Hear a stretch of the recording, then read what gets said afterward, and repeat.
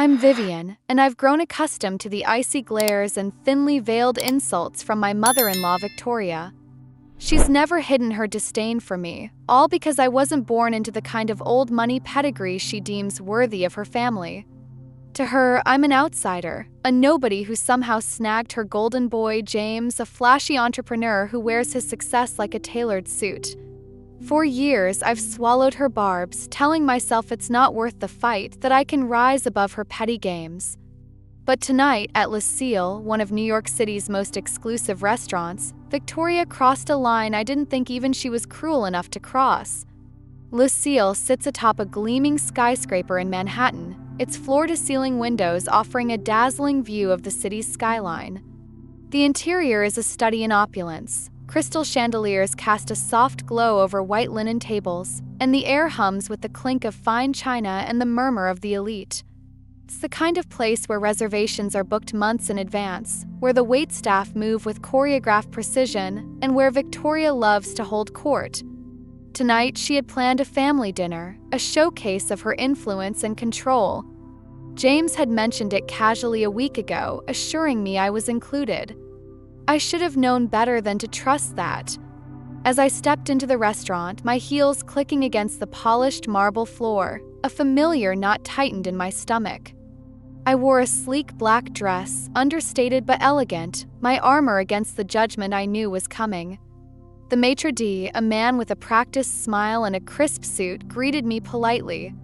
"Good evening, madam. Name for the reservation?" "Vivian with the Sinclair party," I said, my voice steady despite the unease creeping up my spine. His fingers danced over the tablet in front of him, and his smile faltered. "I'm sorry, madam, but there's no reservation under that name. The Sinclair party is already seated, but..." He hesitated, his eyes flickering with discomfort. "It's for 5, not 6. The words hit like a slap, though I kept my face composed. 5. Victoria, James, Sophia, Olivia, and who? Not me. My heart thudded, but I refused to let the humiliation show. "There must be a mistake," I said, my tone calm but firm. "I was invited." Before the maitre d' could respond, a sharp, familiar voice cut through the air like a knife. "Oh, Vivian, darling, did you really think you'd be joining us?" Victoria stood a few feet away, her platinum blonde hair swept into a flawless chignon, her designer gown shimmering under the chandelier light. Her lips curled into a mocking smile, her eyes glinting with triumph. Behind her, at a prime table by the window, sat James, his jaw tight, his gaze fixed on the tablecloth. Sophia and Olivia, his younger sisters, whispered to each other, their smirks barely concealed. My stomach twisted, a mix of anger and betrayal surging through me. Victoria's words weren't just meant to wound. They were a performance designed to humiliate me in front of her family and the restaurant's high society crowd. I could feel the weight of curious glances from nearby tables, the subtle pause in conversations as people sensed drama unfolding. For a moment, I wanted to shrink, to flee, to escape the suffocating judgment. But then I caught James's eye, or rather, his refusal to meet mine. He sat there, gripping his water glass, silent as ever, letting his mother orchestrate my public shaming. That silence was louder than Victoria's taunts. It wasn't just her cruelty that burned, it was his complicity, his cowardice. I'd endured years of her passive-aggressive jabs, her forgetting to invite me to family events, her snide remarks about my simple background, but James's refusal to stand up for me cut deeper. Tonight wasn't just another slight. It was a deliberate act to cast me out, to remind me I'd never belong. And yet, as Victoria's smirk widened, something inside me shifted. I wasn't going to let her win. Not this time. Thank you so much for watching the video. We'd love to know where you're from. Leave a comment below and share your country with us. If you haven't subscribed to the channel yet, I highly recommend doing it now so you won't miss any of our upcoming stories. These aren't just ordinary stories, they're filled with meaningful life lessons that can inspire, teach, and stay with you long after the video ends. Hit that subscribe button and join our growing community. The sting of Victoria's smug triumph hung in the air. her mocking words slicing through the refined atmosphere of Ciel. The restaurant, perched high above Manhattan with its glittering chandeliers and sweeping views of the city's skyline, felt like a theater, and I was the target of her vicious performance. Curious glances from nearby tables burned into me, their hushed whispers amplifying the scene. James sat rigid, his knuckles white around his glass, refusing to meet my eyes. Sophia and Olivia, his sisters, barely hid their smirks, delighting in what they thought was my downfall. But I wasn't going to let Victoria win. Not tonight. I squared my shoulders, a calm smile settling on my lips. "Excuse me," I said to the maitre d', my voice steady and clear, projecting just enough to be heard. "Could you please ask Charles to come out? I'd like to speak with him." Victoria's laugh was sharp, a blade aimed at my composure. "Oh, Vivian, please. Do you honestly think the owner of Ciel will come running because you asked?" Her voice dripped with scorn, her eyes alight with the certainty of my defeat. She leaned back, arms crossed, as if waiting for me to crumble under the weight of her orchestrated humiliation. I held her gaze, unflinching. "Yes," I said simply. "I do." Her smirk wavered, a fleeting crack in her confidence, and that small victory sent a surge of adrenaline through me. She had no idea she'd just walked into a trap of her own making. The maitre d' hesitated, his eyes flickering between me and Victoria, clearly torn about indulging what he must have thought was a desperate ploy. But before he could respond, a warm, commanding voice cut through the tension. "Vivian." I turned, and there was Charles Laurent, owner of Ciel, striding toward us with the effortless poise of a man who owned every space he entered. In his early 50s, Charles was elegance personified, salt and pepper hair, a tailored charcoal suit, and a smile that radiated warmth and authority.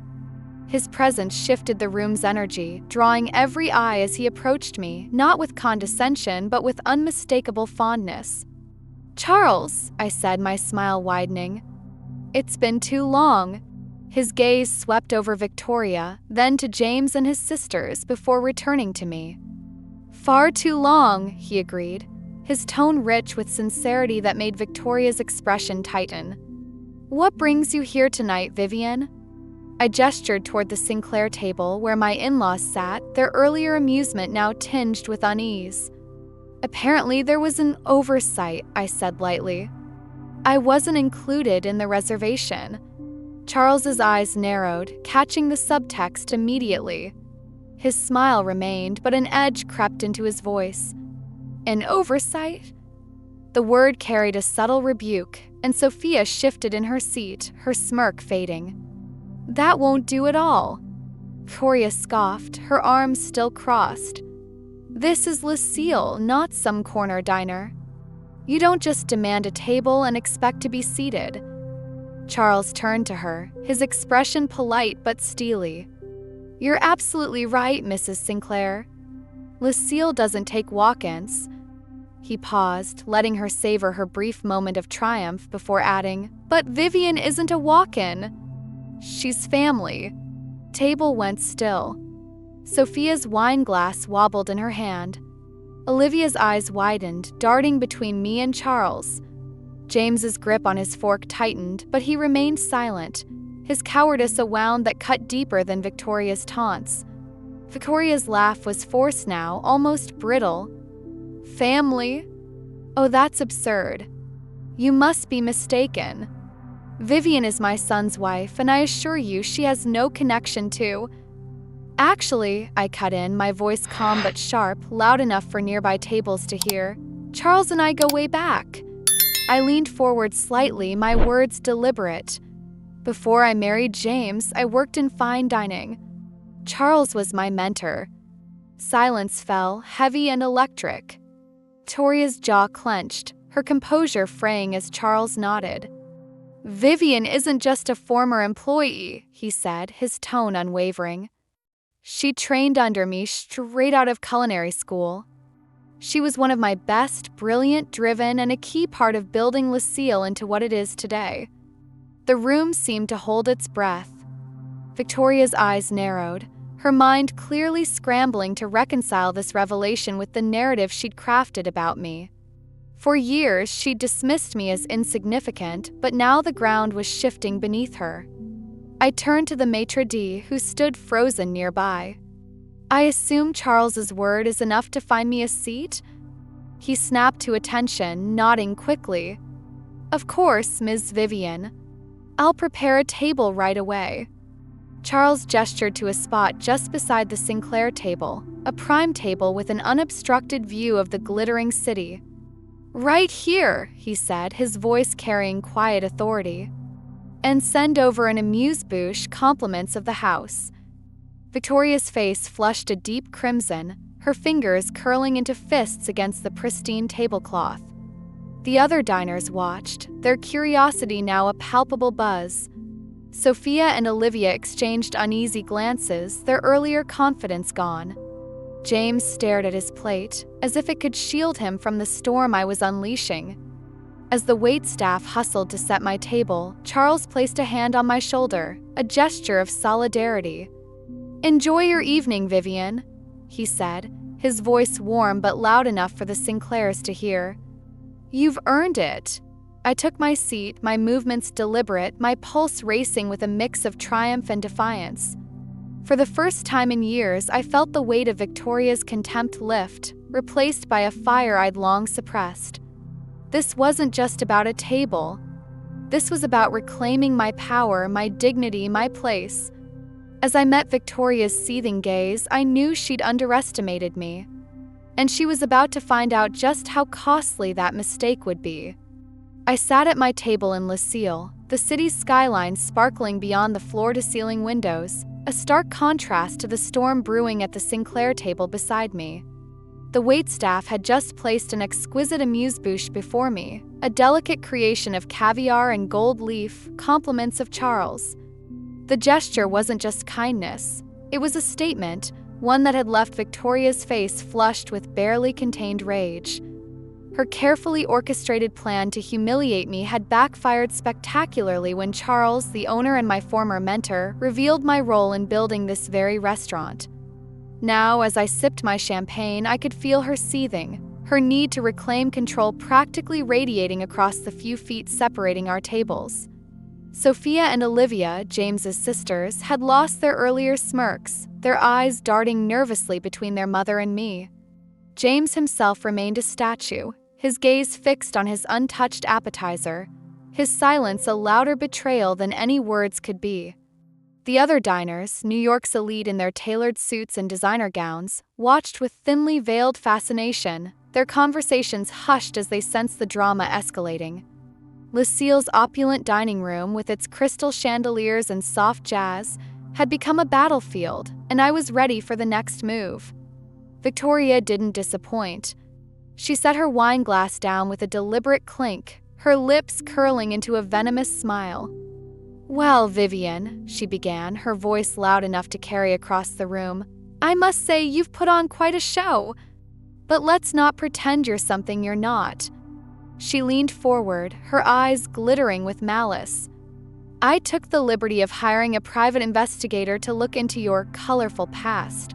A murmur rippled through the nearby tables, the air growing heavier. My pulse quickened, but I kept my expression serene, tilting my head as if mildly curious. Victoria's smile sharpened. "Did you think you could hide it? That little stint of yours working at a dive bar in Brooklyn? Hardly the pedigree one expects for a Sinclair wife." She paused, letting the words sink in, then delivered the final blow. "You're nothing but a gold digger, Vivian. James, it's time you saw her for what she is and ended this farce of a marriage." The room seemed to hold its breath. Every eye was on me, waiting for the moment I'd crack, for the tears or the stammered defense that would confirm Victoria's narrative. Sophia let out a quiet gasp, her hand flying to her mouth. Olivia's lips parted in shock, though her eyes betrayed a flicker of glee. James, my husband, the man who'd vowed to stand by me, flinched but said nothing, his gaze still glued to his plate. The weight of their judgment, of the entire restaurant's scrutiny, pressed against me, a tidal wave threatening to pull me under. But I didn't falter.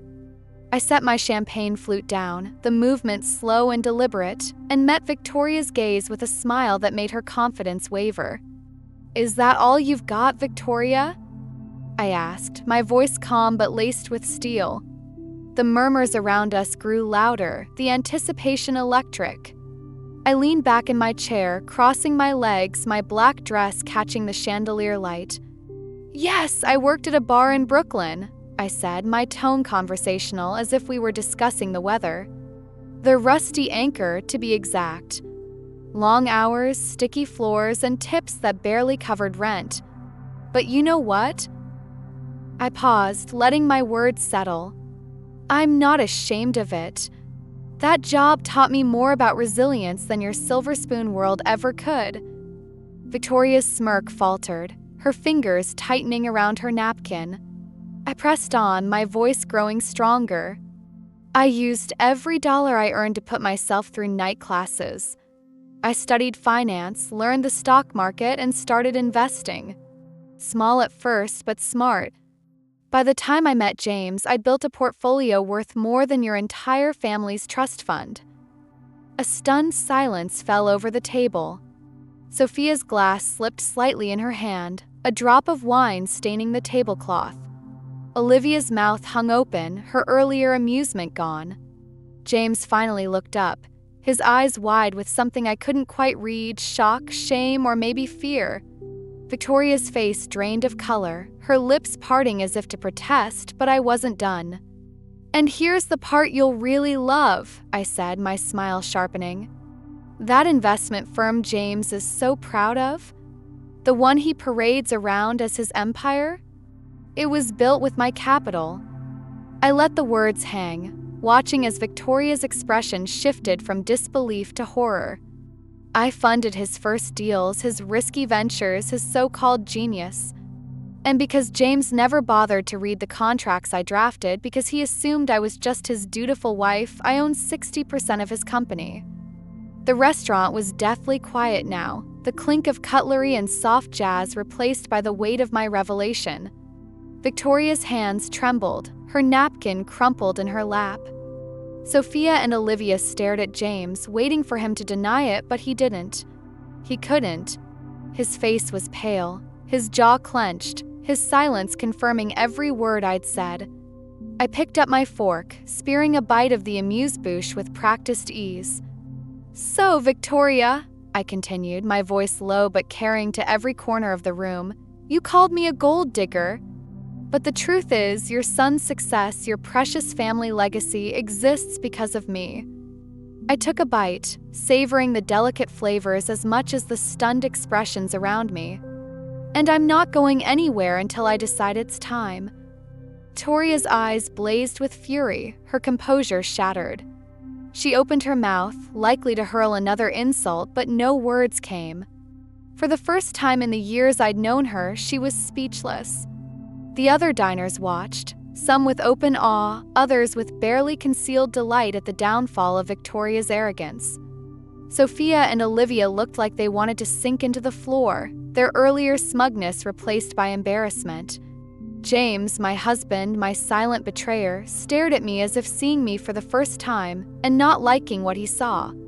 Inside, my heart raced, a mix of triumph and raw, aching anger. I'd spent years enduring Victoria's cruelty, James's indifference, telling myself I could handle it, that I didn't need their approval. But this moment, this public unmasking, wasn't just about proving them wrong. It was about proving to myself that I was more than their judgments, more than the woman they'd tried to diminish. As I set my fork down, I met Victoria's gaze again, my smile unwavering. She'd wanted a fight, and she'd gotten one. But she had no idea how much more I had in store. The air in Ciel was thick with tension, the silence following my revelation broken only by the soft clink of a distant glass. Victoria's face was a mask of fury, her carefully constructed facade crumbling under the weight of my words. I'd just exposed the truth. James's investment firm, her son's shining legacy, was built on my money, my strategy, my power. Her hands trembled, clutching her crumpled napkin as if it could anchor her unraveling control. Sophia and Olivia sat frozen, their earlier smugness replaced by wide-eyed shock. James, my husband, stared at me, his expression a mix of horror and shame, still unable to muster a single word in his defense or mine. Victoria snapped. She shot to her feet, her chair scraping harshly against the polished floor. "You little snake," she hissed, her voice a venomous shriek that turned every head in the restaurant. In her rage, her hand knocked over her wineglass, sending a cascade of deep red Bordeaux splashing across my pristine white dress. The stain bloomed like blood, stark and vivid, but I didn't flinch. Gasps rippled through the dining room, the elite crowd now openly staring, their whispers a buzzing undercurrent. "You'll pay for this, Vivian," Victoria spat, her eyes wild. "You think you can humiliate me?" I rose slowly, deliberately, letting the wine drip down my dress, a bold symbol of my defiance. My heart pounded, but my voice was steady, cutting through the room like a blade. "You think you control me, Victoria?" I said, my gaze locked on hers. "You're wrong. I'm the one holding the reins here." Her nostrils flared, her face a shade of crimson that matched the wine. Before she could retort, I turned to Charles, who stood nearby, watching with a mix of amusement and respect. "Charles," I said, my tone calm but commanding, "please send the bill for the Sinclair party's dinner to my lawyer's office. They'll handle it." Charles nodded, a faint smile tugging at his lips. "Of course, Vivian." Victoria's jaw dropped, her fury momentarily eclipsed by disbelief. Sophia and Olivia exchanged panicked glances, while James finally found his voice, a weak croak. "Vivian, wait." But I was done waiting. I smoothed my stained dress, the red streaks a badge of my rebellion, and turned to leave. Every eye in Ciel followed me, the room a blur of designer suits and glittering jewels. My heels clicked against the marble floor, each step a declaration of my freedom. I felt their stares, some shocked, some admiring, but none of that mattered. This wasn't about them. It was about me, reclaiming the power Victoria had spent years trying to strip away. As I stepped into the cool Manhattan night, I knew this was just the beginning. She'd pushed me too far, and now I was ready to burn her world down. As I stepped out of Lucille into the crisp Manhattan night, the weight of Victoria's humiliation attempt fell away, replaced by a clarity I hadn't felt in years. The city's lights glittered below, a reminder of the world I'd fought to claim as my own. My white dress, stained with Victoria's spilled wine, felt like a battle scar, a testament to the war I'd just won in that dining room. But this was only the opening salvo. Victoria and James had underestimated me for too long, and now I was done playing their game. I pulled out my phone, my fingers steady as I typed a message to my lawyer. "Start the plan. I want everything." Within seconds, her reply buzzed back. "Understood. First draft of the divorce settlement by tomorrow noon." The adrenaline still coursed through me as I hailed a cab, the city's pulse matching my own. I didn't go home to the townhouse I shared with James. Instead, I directed the driver to a discreet hotel in Midtown, a place where I could think clearly and set my next moves in motion. That night, alone in my suite, I made a call I'd been planning for weeks. I reached out to Marcus Reed, a rival investor who'd been circling James's firm for months. "Marcus," I said, my voice calm but deliberate, "I have information that could make your acquisition of Sinclair Investments a steal. Interested?" His response was immediate, eager. I fed him just enough details about the firm's vulnerabilities, financial gaps James had never bothered to understand, knowing it would be enough to tip the scales. This wasn't about revenge, it was about justice. Over the next month, everything unfolded with surgical precision. My lawyers were relentless, armed with the contracts that proved I owned 60% of James's company. When we sat across from each other in mediation, James tried to fight, his face red with desperation as he demanded a better deal. "You can't take everything, Vivian," he'd shouted, his voice cracking. But the documents were ironclad.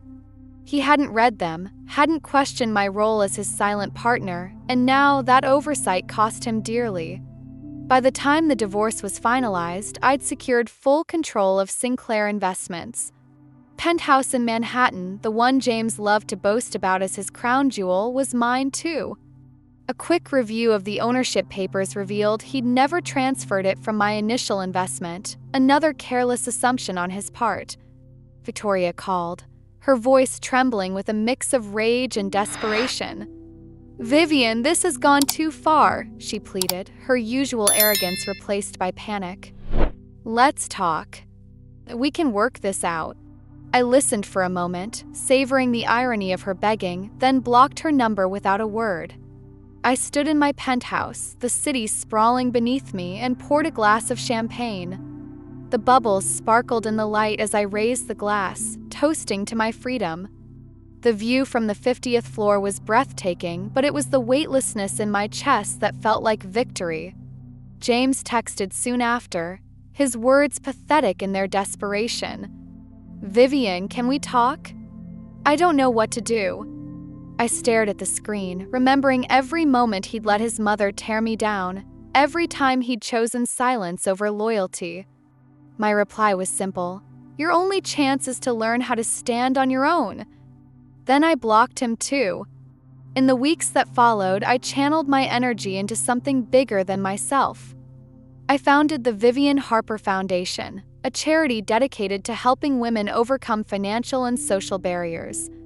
It wasn't just a project, it was a declaration of my strength, a way to ensure no one else would have to endure the kind of dismissal I'd faced. The launch event, held at a chic venue in Soho, was a triumph, attended by New York's most influential women, all of whom toasted to my vision. Meanwhile, whispers about James and Victoria's fall from grace spread through the city's elite circles. Their names became synonymous with hubris, their legacy tarnished by their own arrogance. As I stood in my penthouse, looking out over the city I'd conquered, I reflected on the lessons this journey had taught me. First, never let anyone define your worth. Victoria tried to reduce me to a stereotype, but I knew my value came from my resilience, not her approval. Second, knowledge is power. My understanding of contracts and investments gave me the upper hand when James and Victoria assumed I was just a bystander. Third, silence can be complicity. James's refusal to stand up for me was as damaging as Victoria's attacks, and it taught me to trust those who show up, not just those who make promises. Fourth, strategic timing is everything. I didn't react in the heat of the moment. I planned, waited, and struck when the moment was right. Finally, reclaim your narrative. By founding my charity, I turned my pain into purpose, showing the world and myself who I really am. These lessons weren't just for me. They're for anyone who's ever been underestimated, dismissed, or told they don't belong. You don't need a penthouse or a fortune to claim your power, just the courage to stand up and the wisdom to play the long game. I was once the woman who tried to keep the peace, who thought enduring cruelty was strength. Now I know better. Strength is choosing yourself, even when the world expects you to shrink. As I sipped my champagne, the city lights winking like stars below, I felt something new: freedom. Not just from James or Victoria, but from the version of myself that had once doubted her place. I'd built an empire not just of wealth but of purpose, and no one could take that away. If my story resonates with you, if it sparks something in your heart, I'd love for you to join me on this journey. Hit that subscribe button and become part of our community where we share stories of resilience, empowerment, and triumph. Together, we can inspire each other to rise above, to reclaim our narratives, and to build lives that reflect our true worth. Subscribe now and let's keep this fire burning.